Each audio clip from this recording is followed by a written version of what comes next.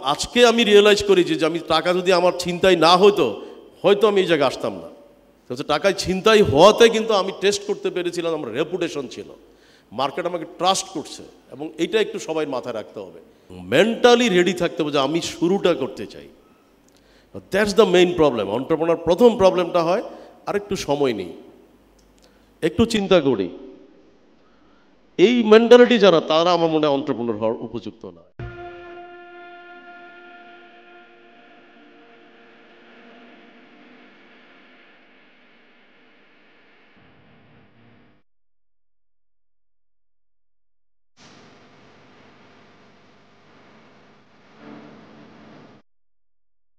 So বাংলাদেশের এন্টারপ্রেনারদের pain কিন্তু unbelievable high. এটা আর কেউ বুঝুক আর না বুঝুক, আমার মনে হয় আমার থেকে কেউ আর ভালো বুঝবে না। এবং এটা যে কত হাই, এটা নিয়ে ভাগ্যের যে মুভির সাহেব একটা বই লিখছে। আমার মাঝে মধ্যে মনে হয় যে বই লিখি, কিন্তু আমার কাছে মনে হচ্ছে আমার বই পড়ার পর লোকজন আমার বই বিশ্বাস করবে না। দ্যাটস ওয়াই আমি লিখি না। এই জন্য আমি মাঝে মধ্যে চিন্তা করি যে ঠিক আছে বইগুলো লিখে যায়, আমার অ্যাটলিস্ট মৃত্যুর পর হলেও বইগুলি প্রকাশ হোক, কারণ তখন তো মানুষ বুঝবে লোকটা মারা গেছে, মিথ্যা কথা বলে নাই।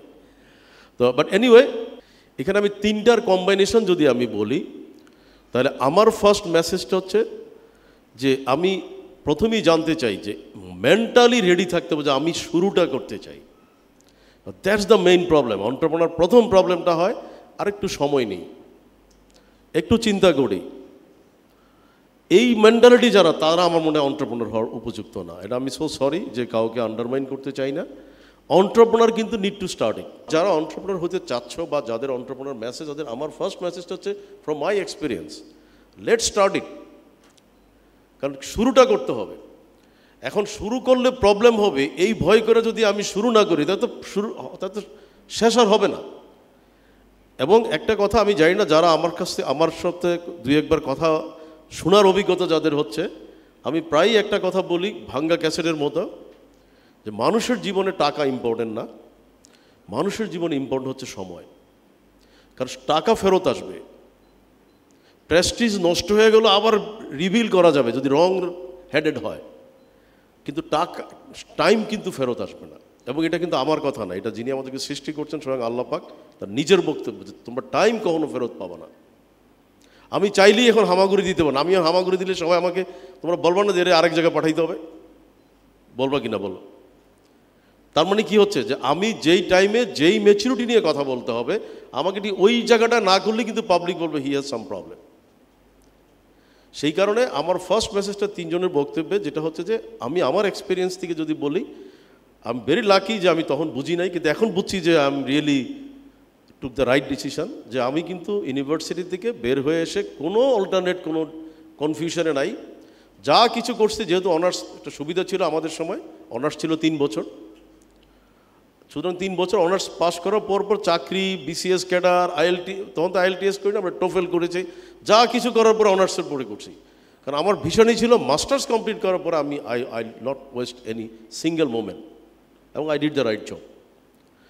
তাহলে কি হচ্ছে, আমি শুরুটা করেছি, এবং আমি অনেক সময় ভুলে যাই, কিন্তু রিসার্চ এখন মনে হয়। এবং আমিও কিন্তু এই যে একইভাবে বলবো যে ওয়াসিম ভাইয়ের মতো আমিও কিন্তু ক্লিয়ার ডিসিশন নিইনি কম্পিউটার বিজনেস করব। আমার বন্ধুরা সবাই বলেছে যে তোমাকে পাবলিকেশনস করো, বিজ্ঞাপন দিব। আমার চাচা অমুক গার্মেন্টস আছে, অমুক কোম্পানির এটা আছেন, তাদের সাথে কথা বলার পরে তারা বলছে হ্যাঁ এটা পাবলিকেশনস করো। তখন কিন্তু খুব কম পাবলিকেশনস ছিল। একটা বিচিত্রা, যায় দিনে তখনও জন্ম হয়নি, বিচিত্রাই একটাই মাত্র বলা যায় যে প্রমিনেন্ট ম্যাগাজিন ছিল। বলছে একটা ম্যাগাজিন করো বিজনেসের উপরে, এবং আমি কিন্তু সেটা নিয়ে নামলাম। সো আমার প্রথম কোম্পানির নাম, যেটা আমি ভুলে যাই, এটা হয়তো আমারও দোষ, কারণ এটা এই কথা বলতে গিয়ে মনে হয় আমার প্রথম কোম্পানির নাম কিন্তু ড্যাফোডিল পাবলিকেশনস। কিন্তু আমি শুরুটা করলাম বিজ্ঞাপনের জন্য, সবার দ্বারে দ্বারে যখন ঘুরলাম, দেখলাম যে না, যেই লোক আগে আমাকে বলছে বিজ্ঞাপন দিবে, এখন কিন্তু ভাষা চেঞ্জ হয়ে যায়, টোন চেঞ্জ হয়ে যাচ্ছে। উনি বলে একটু বিজনেসে প্রবলেমে আসি, পরে আসো, এখন না। দেখলাম যে না, তো রিভার্স। যাদের উপরে কনফিডেন্ট নিয়ে আমি বিজনেস শুরু করছি, তারা এখন মনে হচ্ছে যে আমি কেন শুরু করলাম, এটা মনে একটা পাপ করে ফেলছে। সো দেন কি হলো, কিপ ইন মাইন্ড, আমি কিন্তু এখনও বলবো আল্লাহর কাছে শুকরিয়া আদায় করি, আমি শুরু করেছি উইদিন 2 or 3 মান্থ। আমার মনে, if I am not wrong, 2 মাসে বেশি সময় নেইনি। 2 মাস যাওয়ার পরে মনে হলো মাই গড আমি ভাড়া দিতে পারবো না, কারণ অফিস তো নিয়ে ফেলছি। আর তখন তো বাসা ভাড়া মানে যেটাকে বলি অফিস ভাড়া, অফিস তো বাসাই ছিল অফিস, কারণ যেটা নিয়েছি সেটা বাসা, এখন এটা অফিস। তখন মাত্র 2200 টাকাতে ভাড়া নিয়েছে, আর সেই অফিসে ভাড়া সেদিন জিজ্ঞেস করলাম কত ভাড়া দিচ্ছে ওনাকে, বললো 2.5 লক্ষ টাকা। তার মানে 2200 টাকা দিয়ে যে অফিস ভাড়া নিয়েছি গ্রিন রোডে, সেটার প্রাইস 2.5 লক্ষ টাকা। তাহলে আমি শুরু করলাম, 2 মাস 2.5 মাসের ভিতরে রিয়েলাইজ করলাম এই ব্যবসা আমি ফিট না, এখানে I loose my all reputation. So তখন চিন্তা করলাম, যেমন কি হলো, অসীম ভাই বললো উনি স্টাডি করা শুরু করলো, বইপত্র করা শুরু করলো, সব কিছু করলো, বন্ধুদের সাথে আলোচনা করলো। আমি তখন নিজেও চোখ বন্ধ করে মেডিটেশন করলাম, what is my core strength. বললাম যে আচ্ছা লাকিলি আমি তো কম্পিউটার সায়েন্সে বুঝে না বুঝে হাইয়েস্ট মার্ক পেয়েছি ইউনিভার্সিটিতে, কারণ তখন তো কম্পিউটার সায়েন্স ছিল না, যেহেতু আমি স্ট্যাটিস্টিক্সের ছাত্র, স্ট্যাটিস্টিক্সই প্রথম কম্পিউটার ইন্ট্রোডিউস হয়। সো আমি ভালো মার্ক পেয়েছি, এবং আমার বন্ধুরা প্রায়ই বলতো, এবং অনেকে আমি কিন্তু শিখাইছি, মানে দুষ্টামি করে অনেকে বলতাম যে আচ্ছা ঠিক আছে তোমাকে শেখাচ্ছি, আমাকে কিন্তু আজকে চা খাওয়া বা কালকে ডিনার করা বা মানে এইভাবে কিন্তু ওদের সাথে ফান করে করে দেখলাম যে নট ব্যাড। দেন আমার কাছে মনে হলো যে আমি শুরু করেছি ব্যবসা, তো ব্যাক করার স্কোপ নাই। সো আমি তখন বললাম যে ড্যাফোডিল পাবলিকেশন গন, এটা দিয়ে হবে না আমার দ্বারা, let's try to register daffodil computers, যে আমি একটা কম্পিউটার ট্রেনিং সেন্টার দিয়ে শুরু করি। দেন কম্পিউটার ট্রেনিং সেন্টার শুরু করে কি করলাম, নিজেও শেখা শুরু করলাম, অন্যদেরকেও শেখানো শুরু করলাম। 2টা পয়সা পেলাম, ভাড়া দিতে পারলাম, স্টাফদেরকে স্যালারি দিতে পারলাম। একটু গ্রো আপ যখন হচ্ছে তখন দেখি যে তখন অলমোস্ট 1 বছর 1.5 বছর হয়ে গেল। 1.5 বছরের ভিতরে দেখলাম যে না, আমি যেটা শেখাচ্ছি, আমার যদি মনে পড়ে যে আমি লোটাস, ডিভাইস, তখন মাইক্রোসফট ওয়ার্ড, এক একটাতে আমাদের ট্রেনিং সম্ভবত 1200 টাকা করে আমরা নিতাম। এটা কিন্তু দেখলাম যে 1 বছর পরই দেখলাম যে ব্যানার রাস্তায় ঝুলছে যে 2200 টাকায় 8টা কোর্স শেখানো হবে। মাই গড, এটা কীভাবে সম্ভব?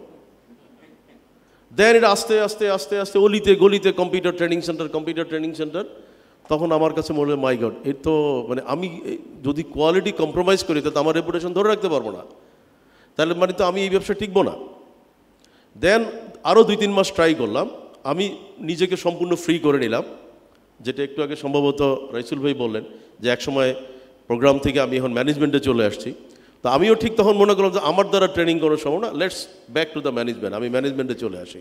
এবং আমি আবার টুকটাক একটু প্রোগ্রামিং হালকা হালকা জানার কারণে নিজে ভাবলাম যে আমি একটু প্রোগ্রামিং সাইডটাতে আমি একটু কনসেন্ট্রেট করি, একটু সিস্টেম ডিজাইন, ডকুমেন্টেশন এই সাইডটাতে কাজ করার চেষ্টা করি।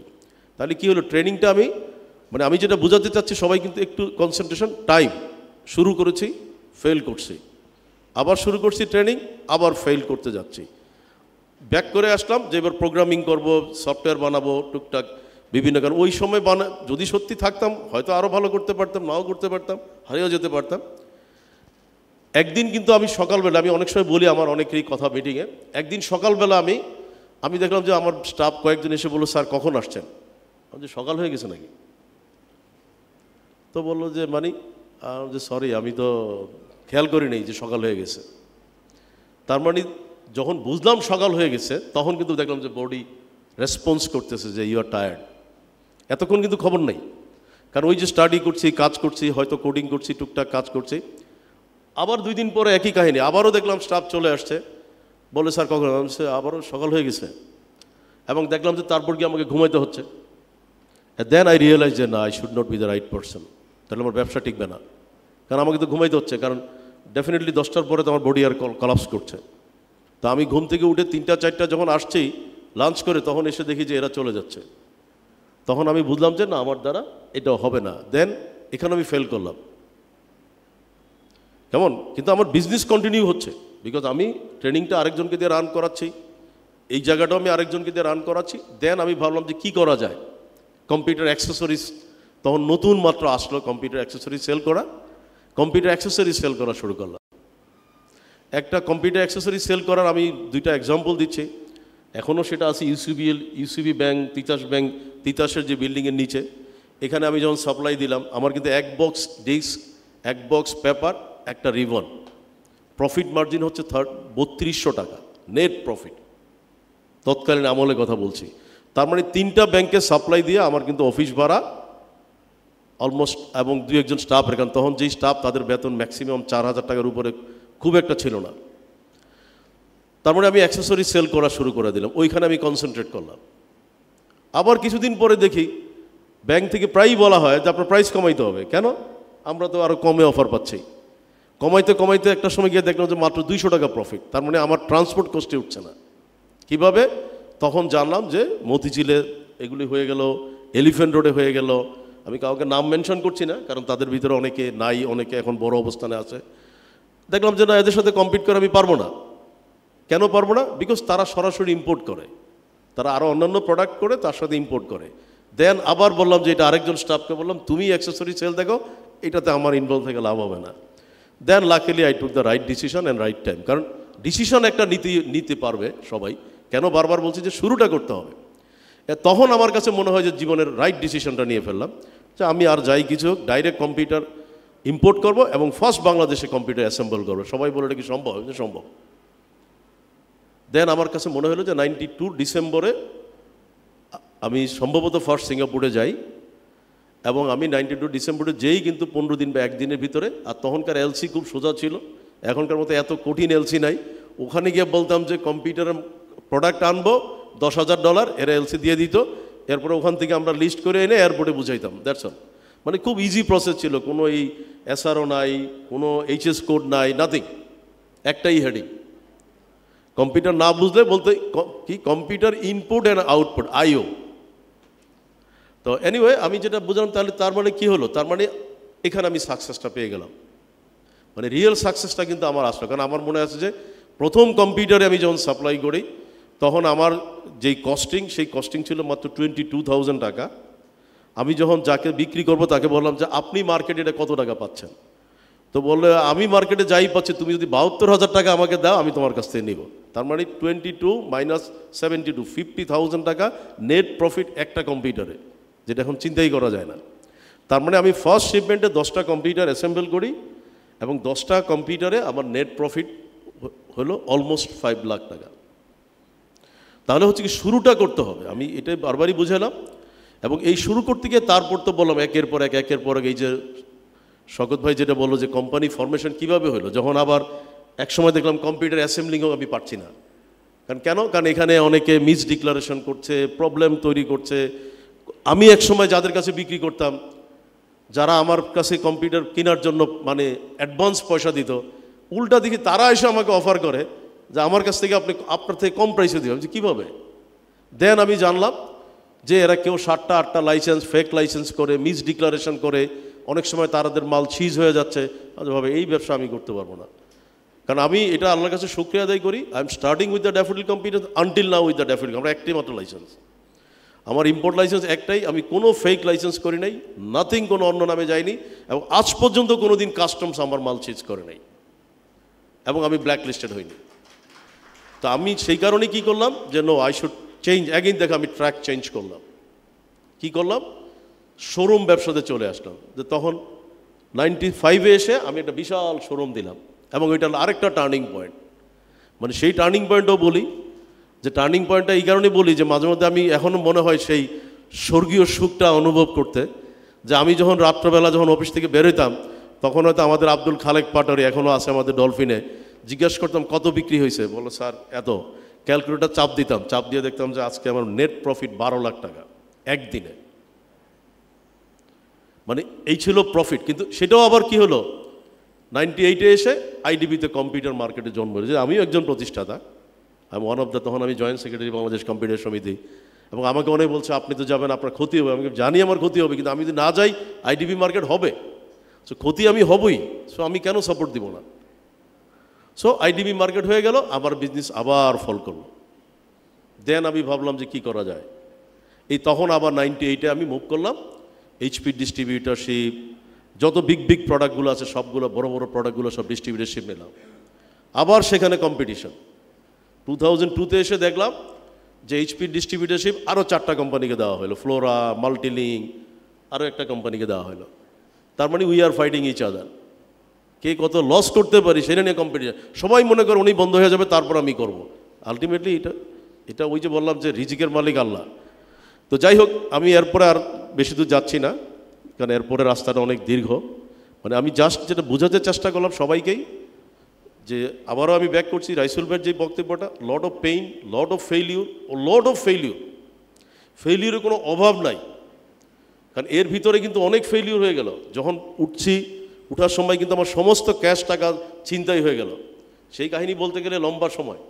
বাট অ্যাগেইন যখন আমি ভাবলাম যে কী গেছে, আমার কাগজ গেছে, আমার রেপুটেশন তো যায়নি, আমার তো ব্র্যান্ড ভ্যালু যায়নি, আমার তো মার্কেট নেটওয়ার্কিং যায়নি, এবং ঠিকই দেখলাম যেই টাকা আমার হারা গেছে আমি তার থেকে কিন্তু 4 গুণ 5 গুণ টাকা কিন্তু আমি আর্ন করছি মাত্র 21 দিনে। কারণ সাপ্লায়ারে গিয়ে বলছি যে আমি তো টাকা হারিয়ে ফেলছি, বিশ্বাস করো। হ্যাঁ তোমার বিশ্বাস করি, তাহলে আমার ক্রেডিট দাও, 6 মাস পরে টাকা দেবো। বলে 6 মাস? আমাকে দেখো যদি না দিতে পারি, আচ্ছা ঠিক আছে নাও। তাহলে হলো কি, আগে হলে আমি ক্রেডিট পেতাম না, এবং আমি যদি ডলার দিয়ে প্রাইস করতাম তাহলে হয়তো আমাকে $20,000 প্রোডাক্ট দিত, কিন্তু আমাকে বিশ্বাস করে বলো তোমার কত দিতে পারো, আমি তুমি কত দিতে পারবা, বলে তুমি 1 কন্টেনার ভরে নিয়ে যাও। আমি জীবনেও কোনো দিন এর আগে কন্টেনার ভরে মাল আনি নাই, সব এয়ারে আনতাম। বাকি পেয়ে আমি পুরো কন্টেনার ভরে মাল নিয়ে আসলাম, এবং 1 কন্টেনার এনে 3 দিনের ভিতরে কন্টেনার বিক্রি করে ফেললাম। 21 লক্ষ টাকা নেট প্রফিট মাত্র 20 দিন বা 15 দিনে। আচ্ছা, এবং ওই 21 লক্ষ টাকা দিয়ে যেটাকে বলে মানুষ জুয়া খেলা, আমি জুয়া খেলা, আমিও ক্যাসিনোতে গেলাম। কি ক্যাসিনোতে গেলাম?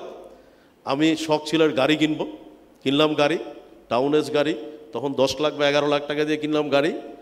একটা ফ্ল্যাট বাড়ি কেনার শখ, দিলাম একটা ফ্ল্যাট বাড়ি বুকিং।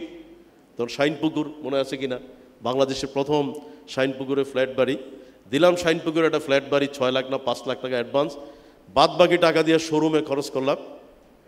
অর্থাৎ 21 লাখ টাকা পুরো খরচ করে ফেললো,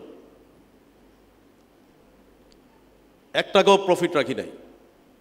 এখন আমি এখানে শেষ করতে চাই, দেখি এখানকার উদ্যোক্তার ভিতরে কেউ বলতে পারে কিনা যে তাহলে আমি ব্যবসাটা তারপরে করলাম কিভাবে। আমি তো 21 লাখ টাকা নেট প্রফিট করে আমি পুরো টাকাটাই জুয়া খেললাম। জুয়া বলতে আমি আমার যেগুলো স্বপ্ন ছিল স্বপ্ন পূরণ করে ফেললাম। এরপর আমি ব্যবসা আগাইলাম কিভাবে, কেউ বলতে পারবে? আমি আমার রেপুটেশনটাকে ঠিক রাখছি, যে এখানে কিন্তু আমার মূল হচ্ছে রেপুটেশন। আমি কিন্তু টাকা লস করে রেপুটেশন কিন্তু লস করি নাই। এবং আজকে আমি রিয়েলাইজ করি যে আমি টাকা যদি আমার ছিনতাই না হতো, হয়তো আমি এই জায়গায় আসতাম না। টাকায় ছিনতাই হওয়াতে কিন্তু আমি টেস্ট করতে পেরেছিলাম আমার রেপুটেশন ছিল, মার্কেট আমাকে ট্রাস্ট করছে। এবং এইটা একটু সবাই মাথায় রাখতে হবে যে একটা, তাহলে আমি প্রথম অনেকগুলো পয়েন্ট বলা, একটা বলা হচ্ছে ইউ নিড টু স্টার্ট ইট।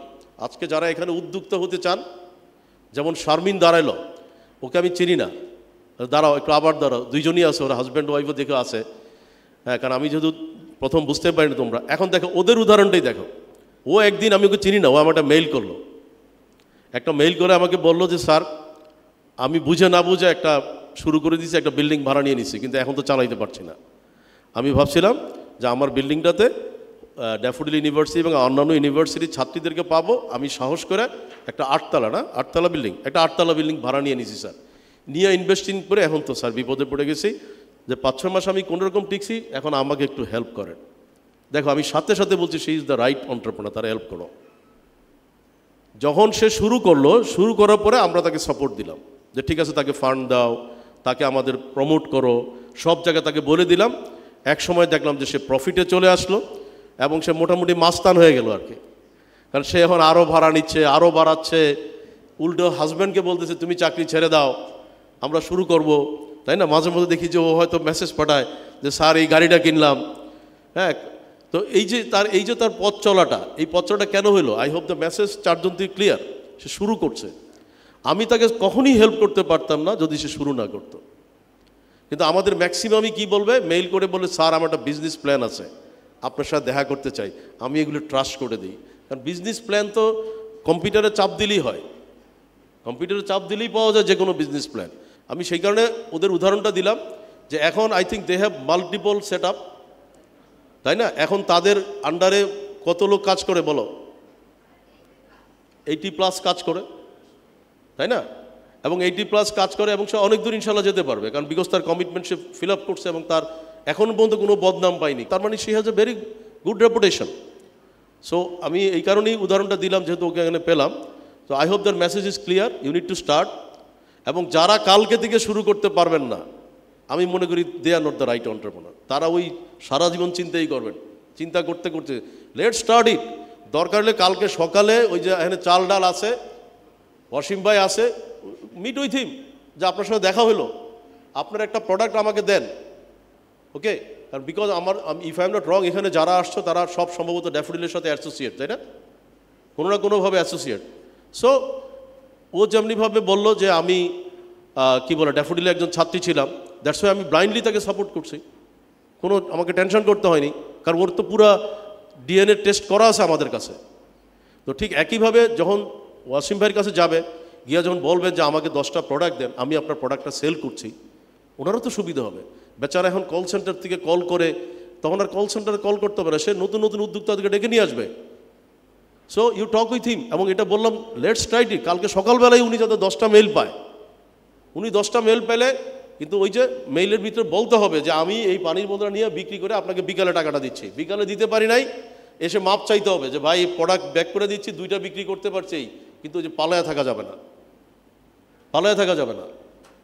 তো এটাই আমার মেসেজটা ক্লিয়ার তাহলে সবাই। Thank you.